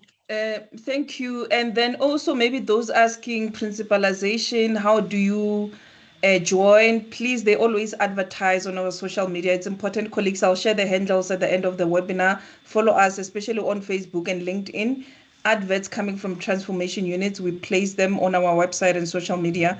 Let me go to the hand, Ashley. Please unmute. Hi, can you hear me, guys? Yes. Good morning. Thank you very much for the session today. It's been very interesting. Thank you very much for your time. I just have a quick question. I actually dropped it in the group already. When Clive mentioned that his modules will be ready in October, that kind of piqued my interest, because we also do PD5 preparatory sessions. Is the modules that Clive is referring to, are we redesigning an entire curriculum? Is the PDE 5 material that the learners get from the PPRA going to be changed, or is Clive talking about something completely different? Interesting question. Mr. Ashbal? Yeah, hi. No, excuse me. We're simply talking about the principalization program, and it's an effort by the PPRA to assist people who want to write the PD5 to get acquainted with the PD5 study material. So it's a kind of introduction to the PD5 material for people who want to write the PD5 but don't feel ready for self-study. It's merely to guide them through the content of the study guide. Okay, great. So, Clive, the material for the PD5 from the board has not changed, and we continue using that as our guide. I'm sure Zandile can come into that. I know Zandile has plans for the redesign of that study material, but at the moment, until that is done, you are correct. But maybe Zandile can come in on that question. Thank you, guys.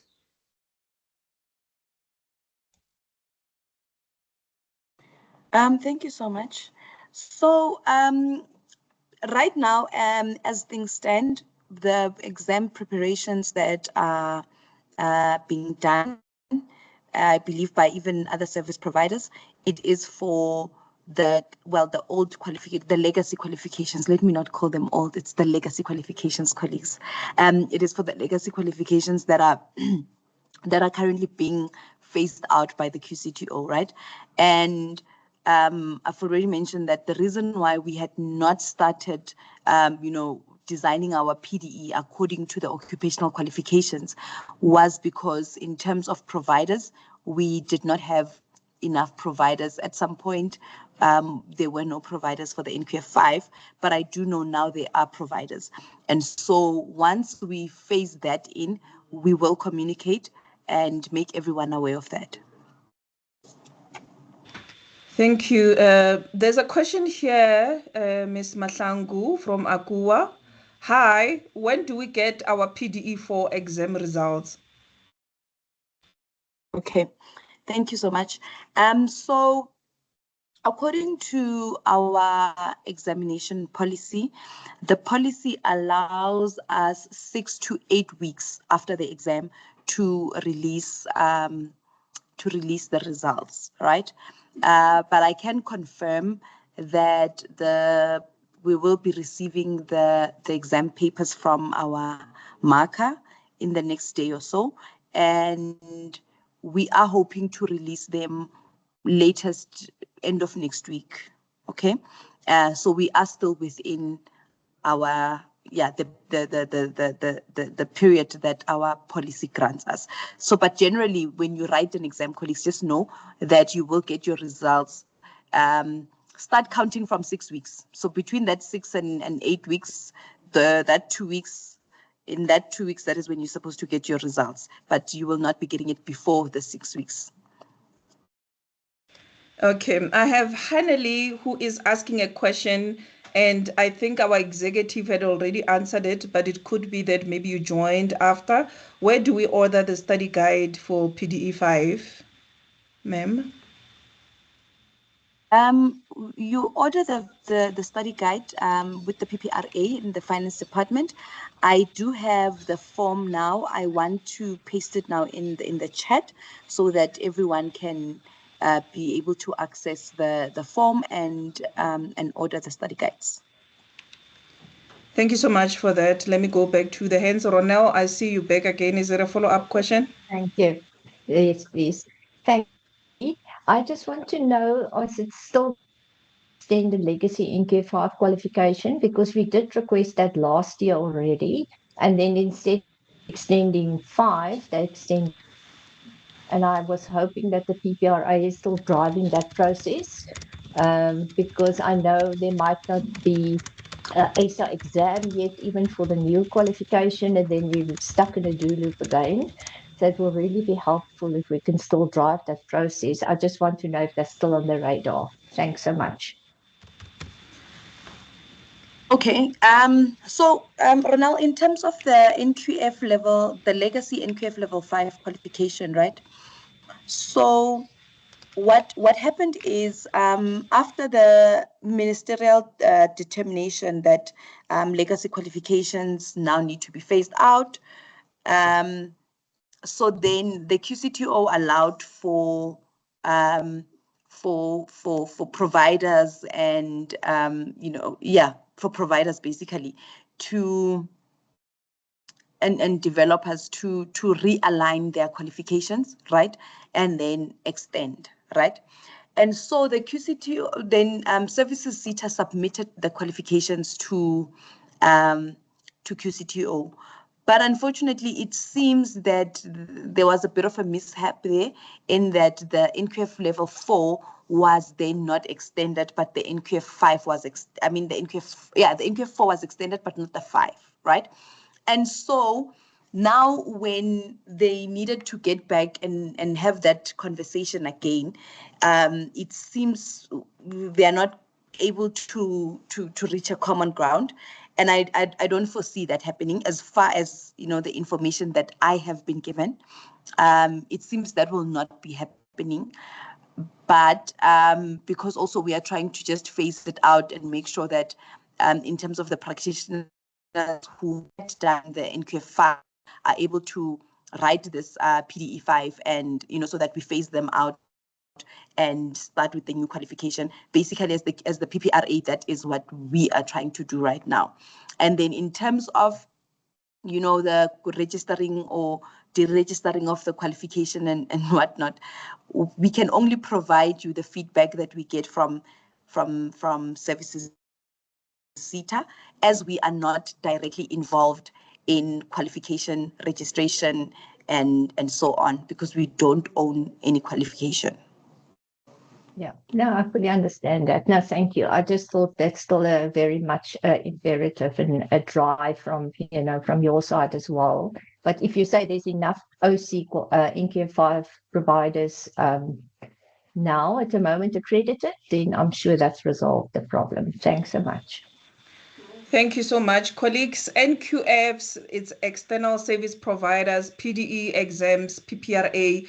Akua says, hi, a Prop Academy, a credible online tutoring platform for the PDE exams tutoring, Ms. Mahlangu. Thank you so much. So Prop Academy, they are accredited to provide qualification, right? They're an accredited provider, right? But in terms of saying they are accredited to offer tutoring services and whatnot, no one gets accreditation for that, right, colleagues? But obviously, I mean, think of it like this. If I'm a university, I'm offering a qualification, I'm accredited to offer that qualification. And then in addition to that, I then say, we'll have tutoring sessions to get people ready for, their board exams, right, that they write externally. Then that is a service that I can look into as the provider and say, do I have, the necessary resources to provide that service?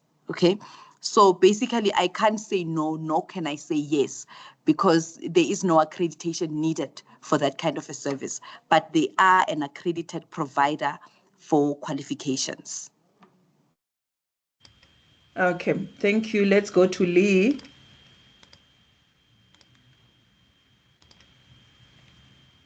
Lee.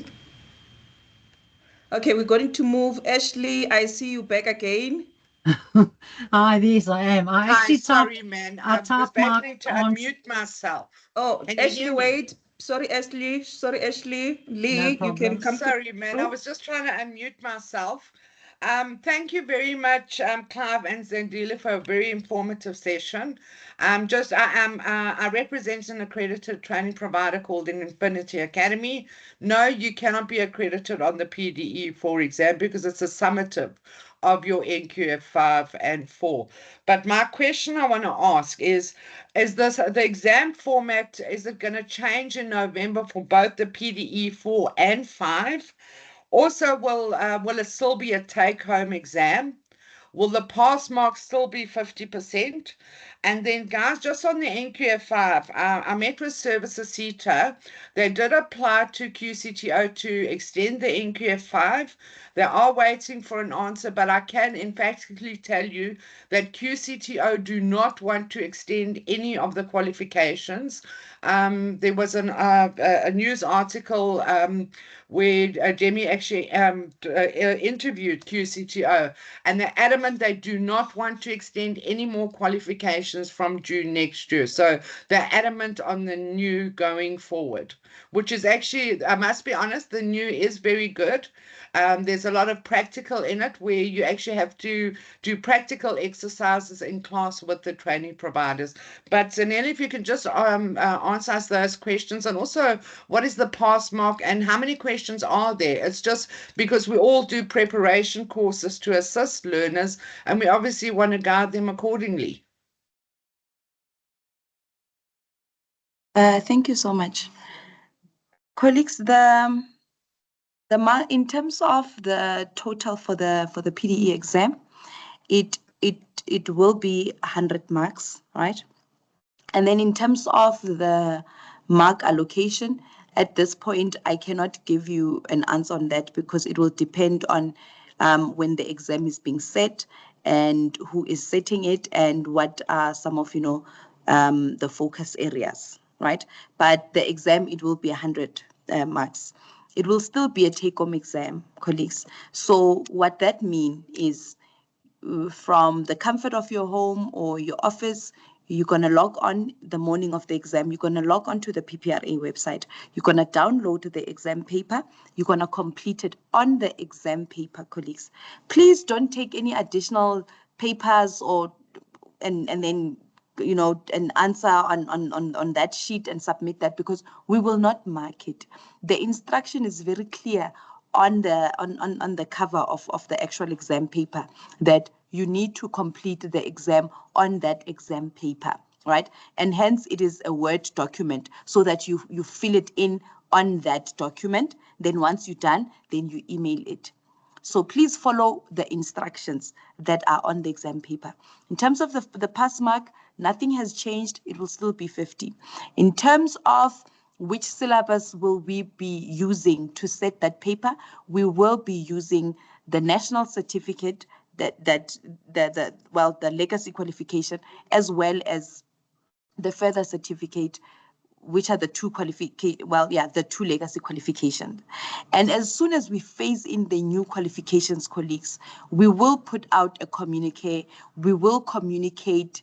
In fact, we will over communicate. We will not just communicate. Trust and believe. We will make sure that everyone understands that we are now moving on to the new curriculum. We are now moving on to the occupational qualifications. Okay? Thank you for that. Ashley? Have I left anything out? No, that was Lee? perfect. Thank you. Thanks. Thank you so much. Ashley?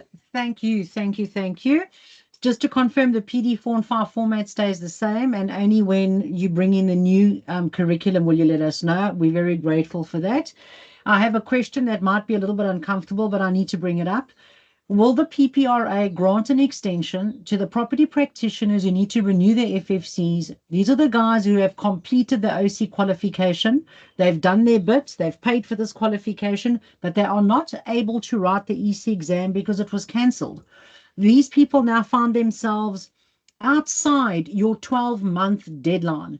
They have a 12-month deadline to achieve full status. They're not going to make it. We are seriously concerned about this. We've got people who are trying to renew the FFCs, but they were turned away from the board. Can you please tell us if you're going to accept a letter from the service provider confirming their enrollment? How will we go about this? Because it's really not something that the learner or the property practitioner has control over. I'm quite emotional and emphatic when I speak about this because we've got people who need to work and make money. They really have to achieve their full status within the deadline, and if their Fidelity Fund certificates are going to be cancelled or withdrawn, then the entire objective is going to be a waste of time and waste of money. So I'm sorry to ask this question to you guys now. Yeah, Ashley, it's not an uncomfortable question. And I think, you have a point if it's not their fault. But obviously, I know the department of Ms. Mahlangu and Advocate Deborah Vile, because she's not in the webinar. She's always willing to assist practitioners. They will not disadvantage you, but obviously they will need to collaborate. But Ms. Mahlangu maybe can take a bite on that, on the approach they might want to take with the registration. All right, thank you so much, colleagues. We are aware of that. Look, you are not the first person, Ashley, to bring this to our attention, and to be honest with you, we anticipated, a situation like this, considering that for the longest time there was also a lot of confusion around the ASA exams. Is it going to happen on the 19th? Is it not happening? We also received those questions where, practitioners were really just confused and obviously stressed, right? And so we are mindful of that, and we are aware that these are people who are doing their best to try and professionalize, to try and follow the rules. So it would be unfair for us to then not consider them, right? So what we are doing right now, what we are working on internally, is we are putting together a communication so that everyone is aware. Because remember, colleagues, with any and every decision that we make as the PPRA, we are a regulator and we need to serve everyone. And so we do not make an exception for just one person. And so hence it is important that if we reach a decision, that decision then needs to be communicated so that it accommodates everyone.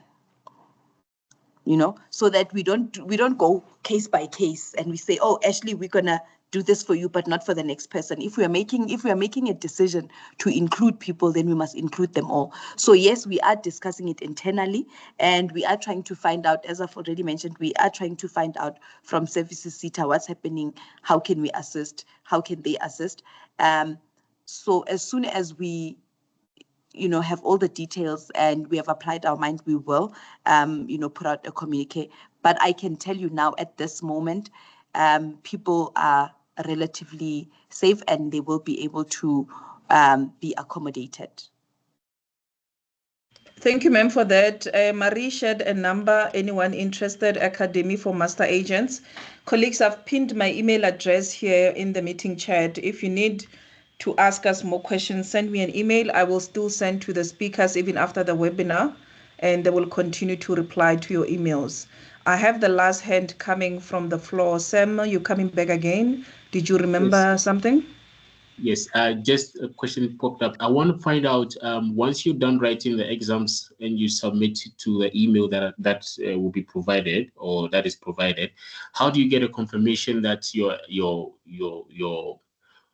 exams has been received, or your responses have been received? Or it's just that once you're done, nothing pops up and maybe you have to do a follow-up, or usually in the case where for the PD4, you've been given a response that you passed or you did not pass? That I just want to know.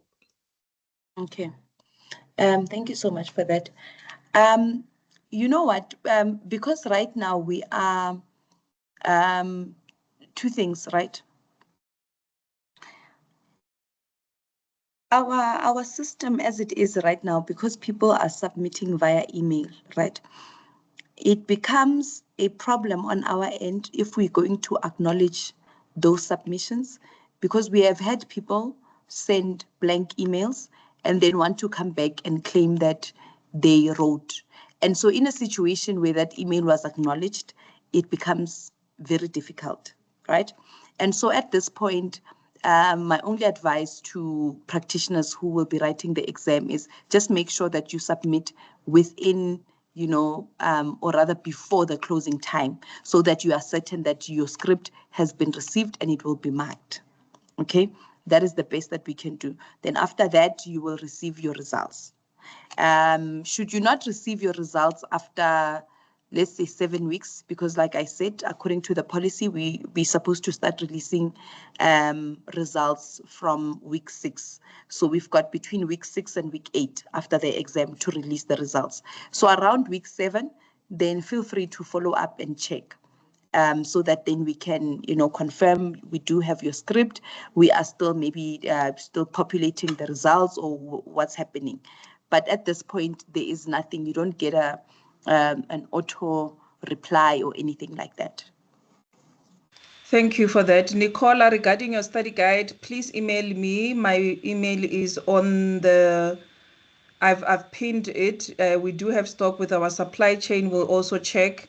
I'll send them your POP so they can assist you. Charles, good day, colleagues. Thank you so much for this informative session. So I have a question which is slightly outside of the content of today's session. Many practitioners have contacted me regarding their invoices for FFCs, and all the figures vary. My question is, what is the cost of the FFC?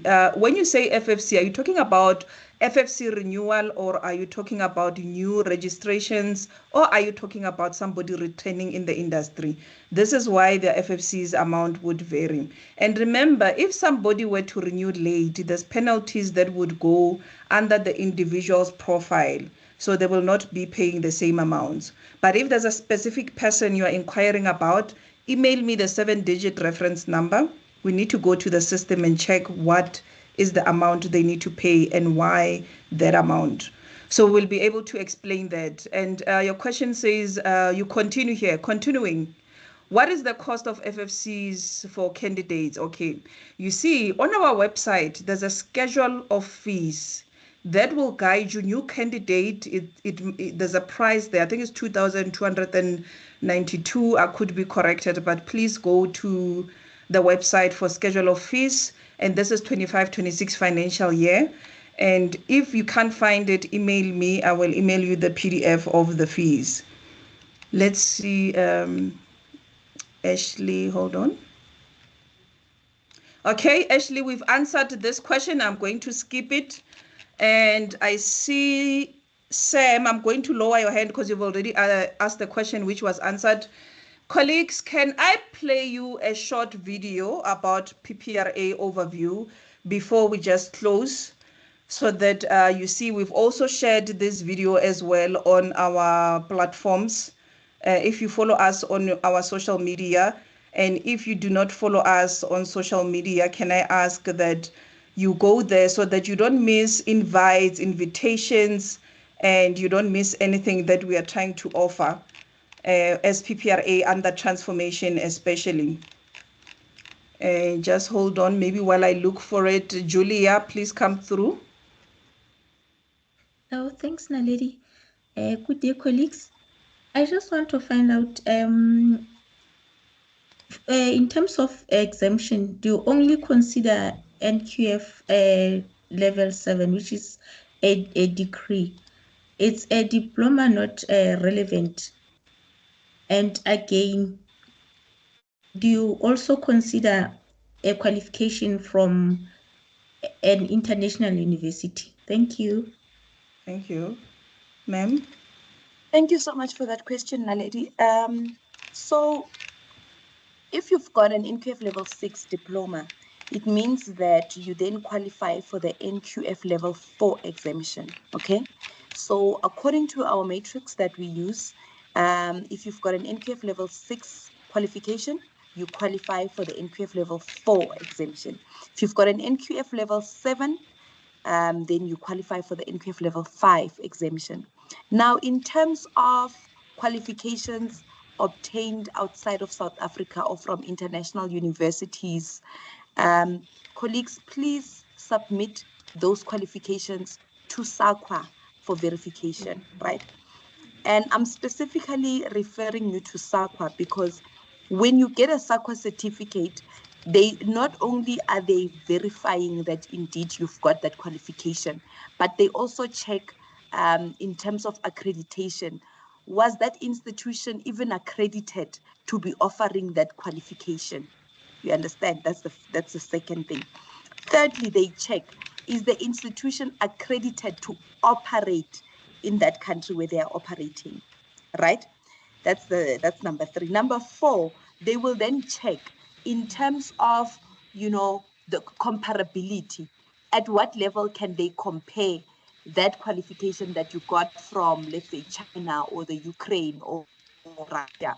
At what level can they compare it or can they map it on the South African NQF, right? And the reason why then, that is the main reason actually why I want, or why we want as the PPRA, for practitioners to submit their qualification to SAQA, right? Because while you can submit a qualification to the PPRA and it reads diploma, you might find that in that country, that diploma is at NQF level 8, right?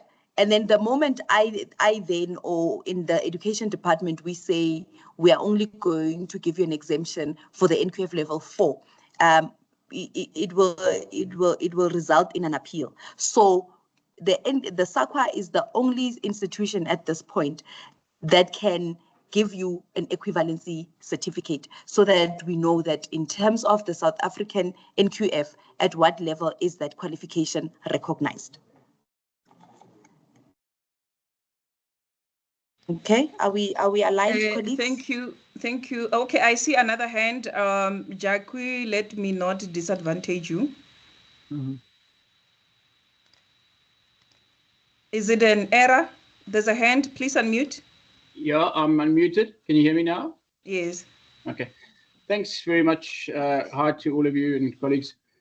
Just on an extension of that last question, I'm sitting with an NQF 6 in real estate, which is a higher diploma from UNISA. I have an exemption letter from the EAAB through SLSA to say that I'm exempt for NQF 4 and NQF 5. That's now all been overturned. I run a small practice, a state agency practice. I've been waiting for the PPRA for over a year to try and finalize this matter, and it's just not coming to fruition. And I don't understand why my original qualification is simply disregarded at this point in time. Can I just have some clarity on this?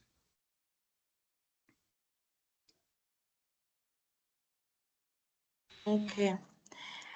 So Jack, you're saying you've got an NQF level 6? In real estate, yeah, through UNISA. In real estate, okay. And you are trying to get an exemption for NQF 5? Yeah, I have a letter from the EAB which states that I have exemption for NQF 5. I've operated for that with Fidelity Fund certificate, which I hold at the moment as a principal. But I've now been on my status on the website. I've now all of a sudden, well, not all of a sudden, it was about a year ago. It shows that the NQF 5 still needs to be done, and I've queried that with them. They've asked me to query it, send through all the paperwork, and I'm still waiting for outcome of that. In the meantime, the end of the year is coming, and we need to get Fidelity Fund certificates again. For mine expires at the end of 2025, which is this year. Okay. All right. Can you please send me an email, send Naledi an email, and then we will see how we can assist you. I will follow up. I must send the email to give you Naledi. feedback. Yes, there's You my can email send it- address. It's yes. on the chat. I pinned it Yes. on the Okay. chat, Jacques. I'll look for it. Okay. Thank you. Okay. All right. Thank you so much, colleagues. I'm going to play a Thank short you. video. You can drink some water so long. We have 10 minutes before we close. Thank you. PPRA. Our vision is that of a transformed, professional, and well-regulated property sector in a spatially integrated society. At the heart of South Africa's real estate sector is the Property Practitioners Regulatory Authority, the PPRA. A regulator and a driver of transformation in the property sector. Every journey starts at reception, where our clients, aspiring and existing property practitioners, receive support and clarity. We serve with professionalism, transparency, and warmth. Our dedicated registration, education, claims, audits, investigations, CPD, finance, exemptions, and renewals consultants provide professional, efficient services helping practitioners register, renew, and remain compliant with our mandate.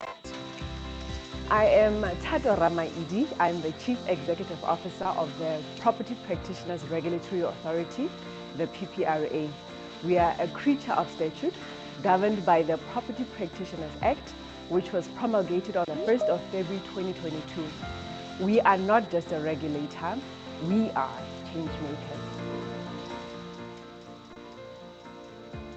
We are one of the 6 entities under the Department of Human Settlements, and our mandate rests on 3 pillars, which is to regulate property practitioners of South Africa, protect the consumers, and to transform the sector. Who do we regulate?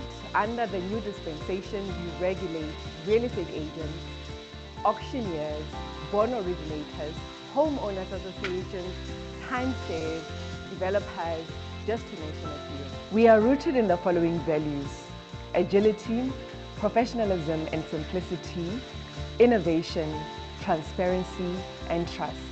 We are fully committed and intentional about transforming the property sector in the country. And we do this by supporting SMMEs, the Principalisation program, and advancing the One Learner, One Property Practitioner program. The PPRA is committed to serve with dedication and integrity and listen to the voices of our valued stakeholders, consumers, and the public we serve. Are you a property practitioner operating under any of our 12 subsectors? It is important for you to obtain a Fidelity Fund certificate, which is a tool of trade for you to be able to operate in the sector. Our Inspections and Investigations Unit ensures that every practitioner upholds the law.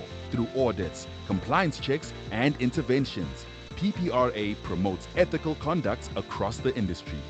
Our investigations, mediation, and adjudications teams are open to the public. You can walk in anytime, Monday to Friday, for assistance. They will ensure your complaints are properly investigated, mediated, and adjudicated by ensuring fair sanctions where necessary to promote ethical conduct. Any person may, in the prescribed form, lodge a complaint with the authority against a property practitioner in the respect of financing, marketing, management, letting, hiring, sale, or purchase of property. The work of the PPRA spans every corner of the sector, from protection of South Africa's consumers to customer relations, from marketing, communications, facility to stakeholder engagements to professional development, from strategy to HR, from risk management to transformation initiatives. Our people deliver with passion. From research to enforcement, from compliance to company secretary office, from finance, SCM to fidelity fund, from debt recovery to corporate services. With a renewed board and focused leadership, we are building a legacy of integrity and resilience. Visit our Sandton office and Cape Town offices. We are the PPRA, empowering practitioners, protecting consumers, transforming the property landscape for generations to come. Together, we regulate, educate, and transform. Visit us at www.theppra.org.za. Follow us on Facebook, LinkedIn, X, Instagram, YouTube, and TikTok. PPRA. Thank you, colleague. I wanted you to get some water. If there's another hand, okay, Jack, we did respond to you. I'm admitting colleagues, but they joined late. They will have to listen to the recorder because we are coming to the end of the webinar. But before I do that, let me see if there's questions that maybe we might not have answered. PPRA department account is slow. I have not received my invoices. I'm going to help you.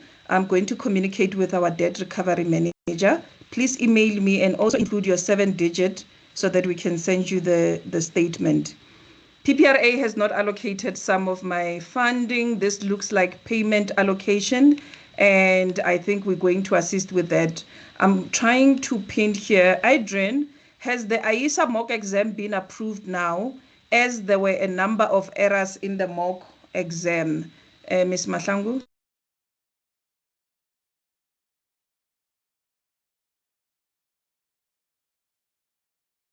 Hi, Naledi. Colleagues, I think that might be the reason why, they ended up postponing the ASA exam, which was supposed to take place today. But in terms of what has been corrected and what not, I am not sure, so I cannot give you a definite answer.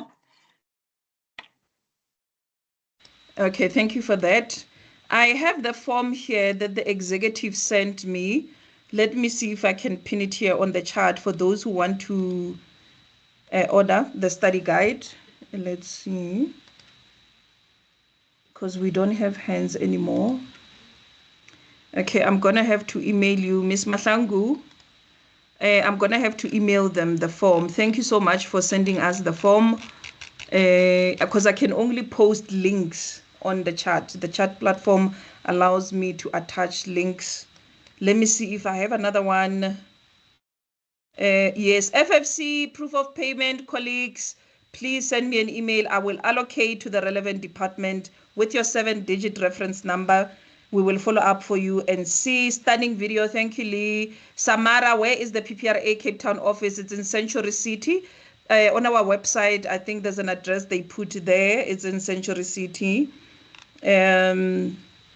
Andrew, register for higher occupational certificate, principal agent level 5 with the academy. This is information you're sharing. Thank you so much. Colleagues will go through that and look at that. So yes, practitioners, colleagues, thank you so much for joining our webinar today. It brings us to the end of today's session. We wanted to prepare you for PDE 5, and I think we took out all the information and we took notes of things we must look out for, the case studies on what is it that you remember. They said the code of conduct, focus on the code of conduct, because we have an adjudications department this side. We're trying to reduce the complaints against property practitioners. So I think the code of conduct, so that you know the do's and don'ts that you have to do as a practitioner, especially now that you're going to be a principal and receiving monies in your trust account. I think that one is important. So colleagues, today's discussions were really informative. I think even for myself, I got to understand. I'm going to share the form for the exam study guide so that you are able to order that. And I wish you all the best in your journey. when it comes to the exam you're going to take now. I'm going to do another webinar similar to this one because they're still marking the scripts for those who wrote in August. Once everyone receives, especially those who are going to pass PDE4, they might be looking out on these tips as they are ready while they're doing the NQF5, on what to look out for in the next exams. You will be hearing from me. We will be doing another webinar on the 1st of October, different topics, because we're also using speakers from private sector so that you get information that is going to better your businesses. We're going to discuss contracts. We're going to discuss with conveyancers on how to transfer properties with the deed office. Those processes, we want to look at them. And let me make an announcement before we go. We have a colloquium on the 5th and 6th November in Gqeberha, Eastern Cape. We've posted the invitation. If you're interested in attending, it's free, colleagues. We're going to discuss different abstracts.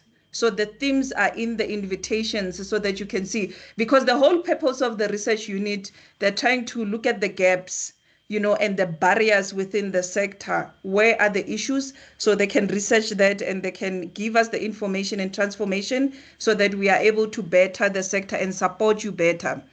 So colleagues, please review your study guides. Please go through our website. Code of conduct is there. The legislation is there so that you know what is required from you. And those who have queries that are not related to this webinar, email me. I've pinned my email address. And I'm going to share the recorder on our YouTube PPRA channel. So follow us there. Thank you again for joining us. Please stay inspired. Don't leave the sector. Please don't leave the sector. Just stay in and let's hold each other's hands and let's help each other. Let's continue shaping this future, especially for the young ones who are going to come and join us.